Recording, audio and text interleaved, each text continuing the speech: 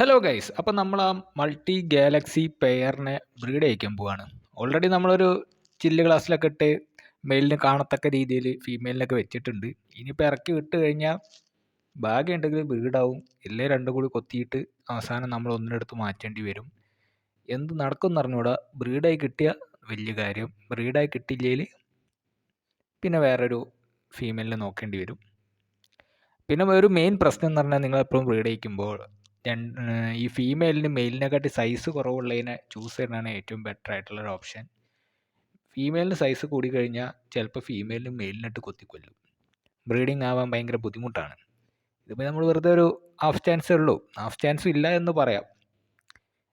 ഈ ഫീമെയിലിനാണ് നമ്മൾ മറ്റേ ഈ ബ്ലോട്ടിങ് ഡിസീസ് വന്ന് ക്യൂർ ചെയ്തെടുത്താണ്. ഇപ്പോൾ ആൾ കുറച്ച് ആക്റ്റീവ് ഒക്കെയാണ്, ഇപ്പോൾ വലിയ പ്രശ്നമൊന്നുമില്ല.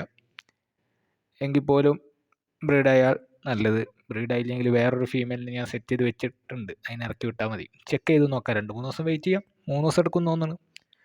3 ദിവസത്തിൻ്റെ ഉള്ളിൽ ഒന്നും ആയിട്ടില്ലെങ്കിൽ നമുക്ക് സാധനത്തിന് ചേഞ്ച് ചെയ്യാം.